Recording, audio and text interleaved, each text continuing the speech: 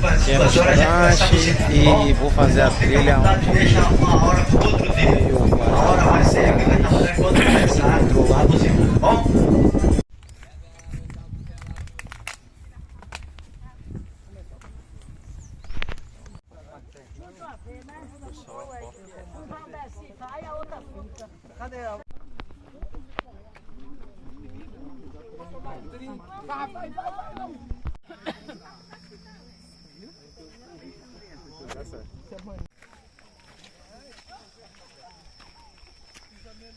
Barril de sandália.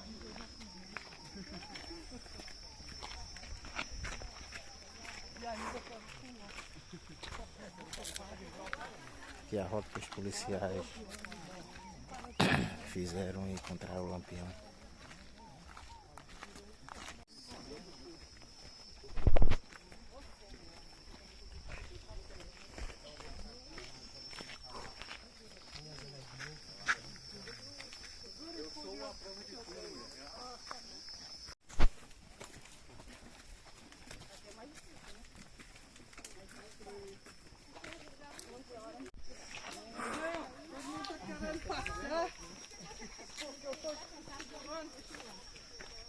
Caminharam.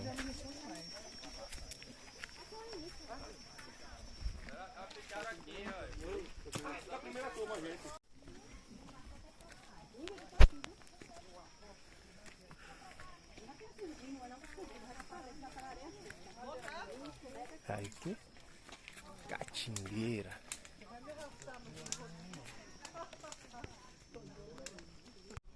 Mas pelo menos aqui tá mais úmido. Poxa.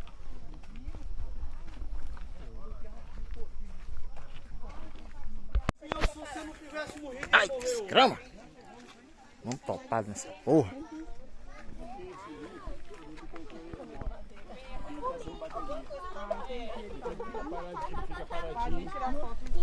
Aí é coisa pra Larissa. Vanesca? Daí eu me avô pra ele. Ele comia toda noite comida.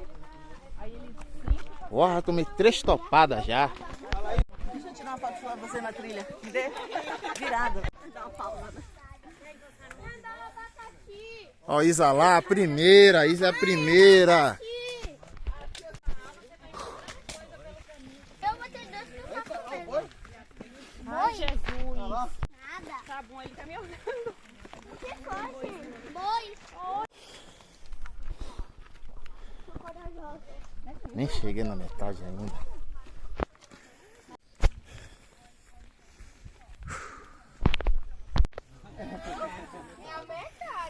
Chegamos na metade. É conhecido como Alto das Perdidas ou Alto das Umburanas. Esse local foi o local onde as volantes vieram e se dividiram. As volantes elas vieram 48 componentes, 3 comandavam, um era o tenente, o segundo era o sargento Aniceto Rodrigues e o terceiro era o aspirante Francisco Ferreira de Melo. O tenente seguiu em frente, o sargento foi à direita e o aspirante foi à esquerda. Só que na hora de combater o bando Lampião, dizem que o sargento Aniceto Rodrigues se perdeu no mato, outros dizem que ele teve medo, não quis combater.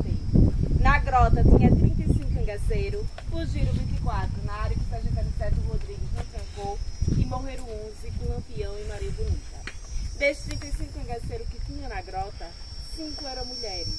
Só morreu Maria Bonita e a Nedinha, fugiu a cangaceira Silas, a Adília e a Dulce. Na grota também aconteceu a morte de um soldado, Adrião Pedro de Souza. Ele fazia parte da volante do aspirante Francisco Ferreira. Ele foi morto no mesmo dia que Lampião, mas não foi Lampião que matou ele. Quem matou ele foi o tenente. O tenente ele tinha conflito com o soldado, aproveitou o embalo da matança de Lampião e matou ele. Mas quando chegou na cidade de Piranhas, falou para a população que tinha sido o bando Lampião. Mas na verdade foi o tenente. Aí na grota vocês vão ver a cruz do soldado. Ela foi colocada dia 1º de março do ano 2012. E aqui sempre falava de uma morte de um soldado e ninguém nunca sabia quem era. Aí teve um ex-companheiro da volante do tenente João Bezerra, o Elias de Marques, chegou a falar para o escritor Antônio Vilela que o soldado que tinha sido morto na grota era o Adrião. O escritor descobriu que existe uma filha do Adrião viva, em Chã Preta, no estado de Alagoas, Foi na casa dessa filha e lá ela deu autorização a ele para vir fazer essa homenagem. Mas no fim não foi da Polícia Militar do Estado de Alagoas, que quando eles precisaram, eles não deram. Até que o Elias falou que além dele ser morto pelo companheiro de farda, ele foi esquecido, que ninguém nunca lembrava do soldado Adrião Pedro de Souza. Podemos descer? Boa história. Agora é só descida, que beleza. Depois vai ter que subir. Mas depois vai ter que avançar. Estamos perto, estamos perto. Segura aí. Dá a mão aqui. Exato. Com 23 anos. Trailerzinho, né? É o soldado Adrião Pedro de Souza, 1938.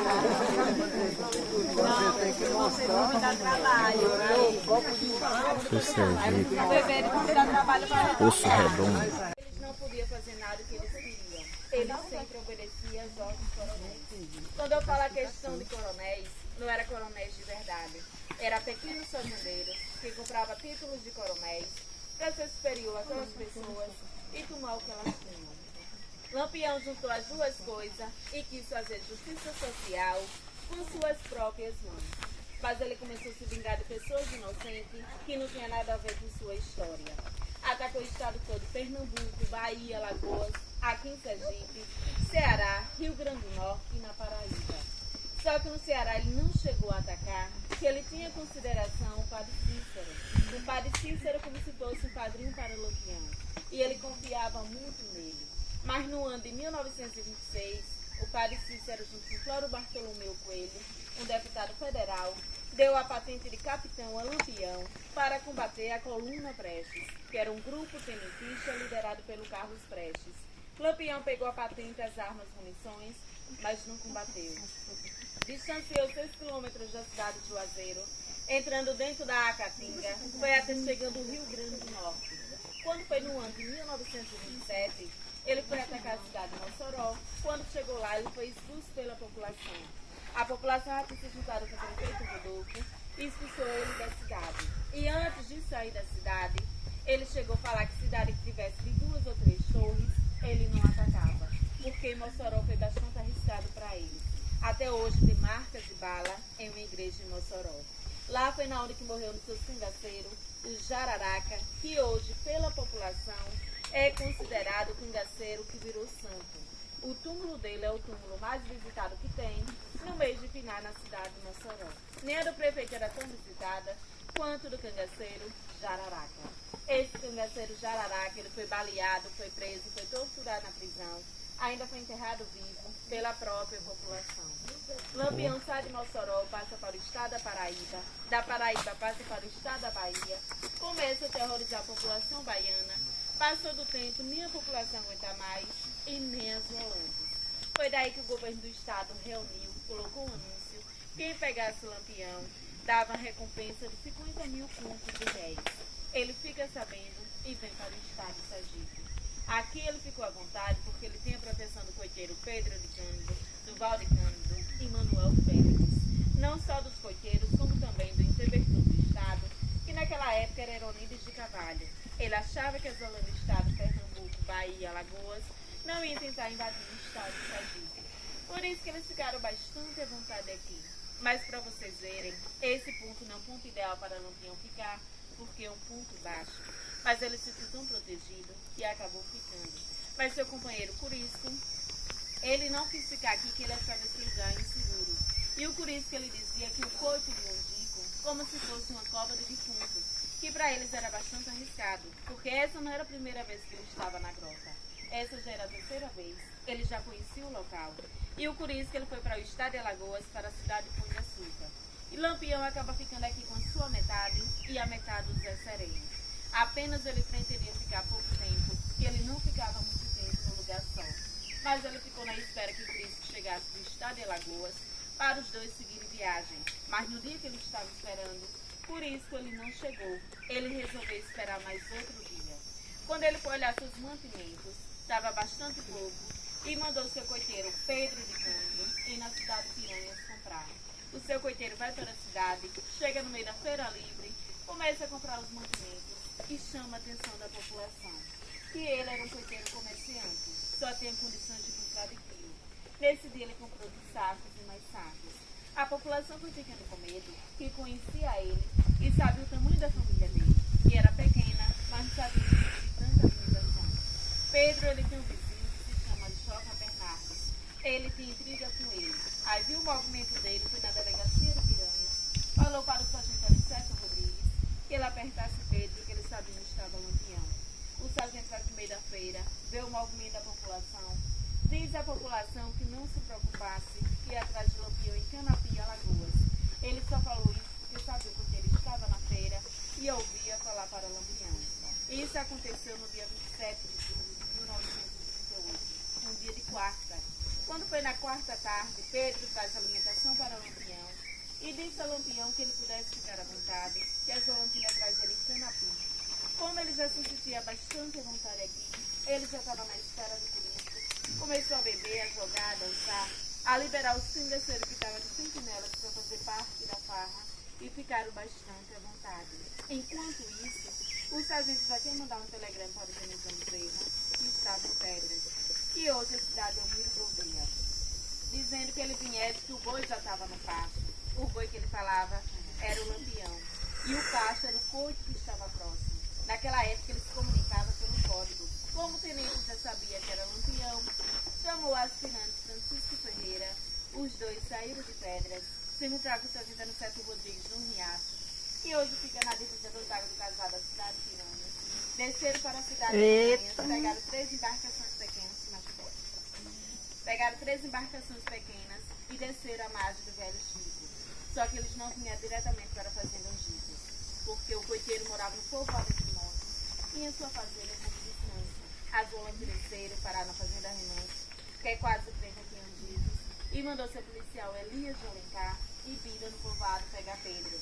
Os dois vão pegar Pedro, leva para a fazenda Remanso. Daí eles começaram a apertar Pedro, perguntando onde estava. Ele não respondia, porque ele tinha dado sua confiança ao Lampião e ao mesmo tempo ele tinha medo. Mas a Zolantina começou torturando ele, arrancando suas unhas do punhal. Ele não aguentou mais a tortura e falou que Lampião estava na sua fazenda Angicos. A Zolantina segue para cá. Ao chegar aqui, toca o irmão mais novo de Pedro, que era do Valde Cândido.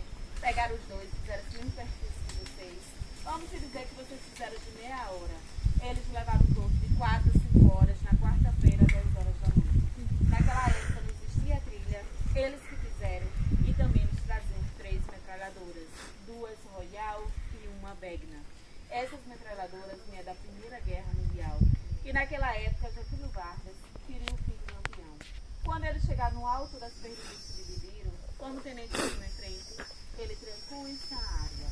O aspirante, como foi à esquerda, trancou essa área. O sargento Aniceto Rodrigues, com o pé direito, como dizem que ele teve medo, se perdeu. Essa área foi a área que ficou aberta, onde os 24 cangaceiros conseguiram fugir. Só que eles não atacaram o Lampião no mesmo dia. Deixaram o dia amanhecer, que era a época de inverno, fazia bastante frio e muita neblina. Quando foi na quinta-feira, dia 28 de julho de 1938, dia 28. Mas você falou assim que da quarta era 28. Na quarta, 27. Ah, 27, né? Quando foi dia 28 de julho de 1938, 5h15 da manhã, Lampião sai da sua tenda, manda seu cangaceiro amoroso no posto Tamanduá, que fica a 100 metros da grota, pega um canto de água. Esse cangaceiro vai nesse posto Tamanduá, ao chegar lá é recebido com o primeiro tiro. Esse tiro foi dado pelos policiais do aspirante Francisco Ferreira, que ao ver a chegada do cangaceiro, se assustou e disparou sem querer.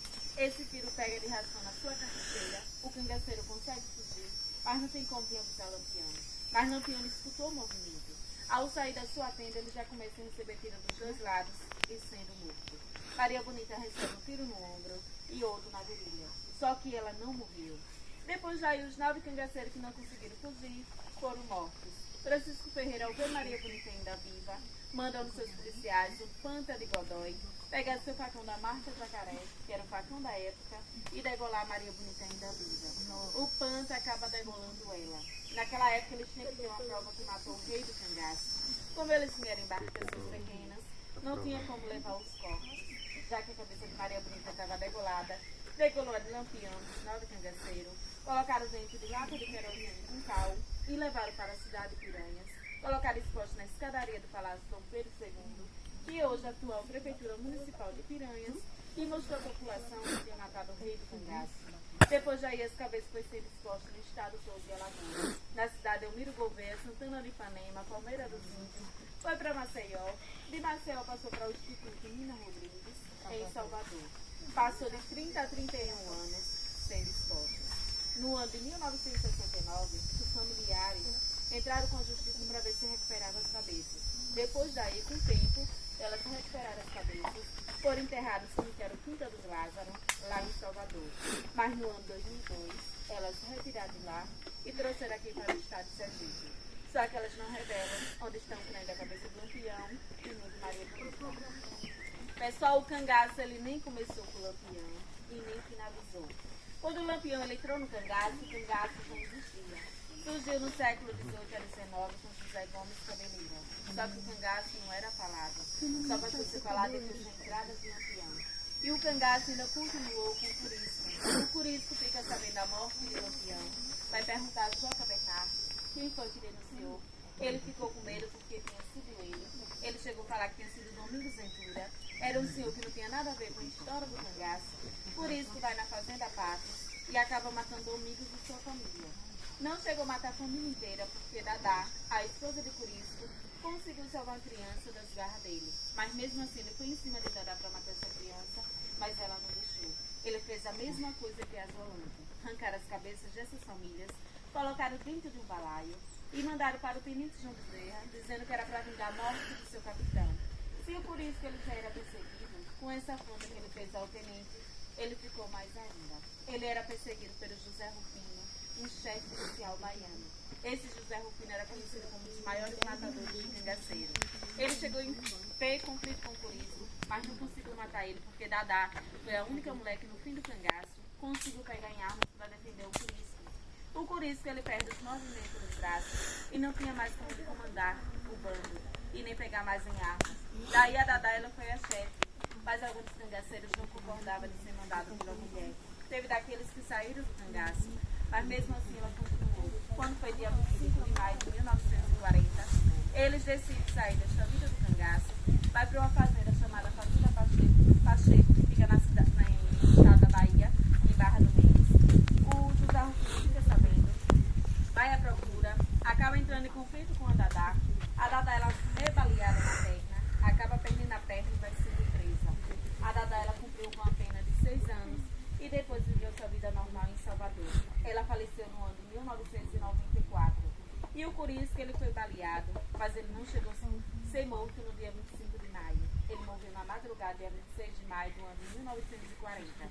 Depois da morte do Curisco, encerra a história do cangaço. Hoje o cangaço Nordeste tem mais de 170 anos de história. No cangaço também teve a participação do fotógrafo Benjamin Abraão. Ele era libanês.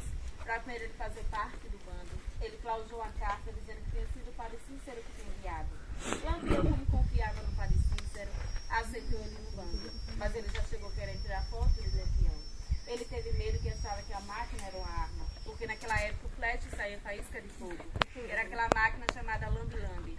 O Benjamin ensinou ele a tirar foto, ele viu que não era uma arma, deixou ele fazer parte do seu bando. Ele registrou cada momento de Lampião do bando. E era isso. Quando foi dia 10 de maio de 1938, o Benjamin ele foi morto e os principais arquivos dele foram destruídos. Por isso que hoje existe poucas coisas sobre Lampião, por conta do fotógrafo Benjamin Abraão. Alguma pergunta? Voltando agora a todo o percurso. Depois dessa história aí. Do Lampião, como ele foi caçado. Estou voltando o percurso. Natureza. Eu não.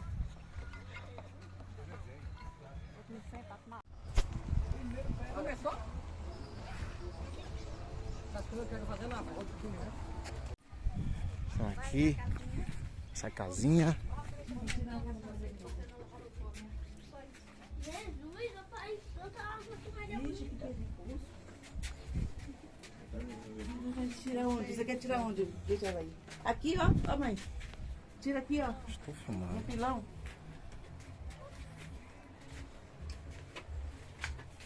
Vou no banheiro. Essa cadeira não aguenta uma pessoa boa ainda não, viu?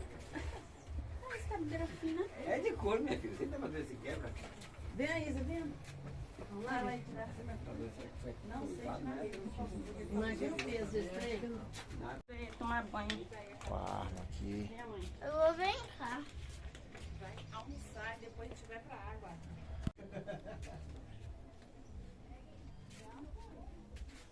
Redezinha. Bota as E o caras. baú aqui. Tesouro. O governo premiará com 50. Aqui só as cabeças. Aqui. Cabeça aí, lampião. Carabina. Ninguém cortava a cabelo, não. Lampião, era bonito.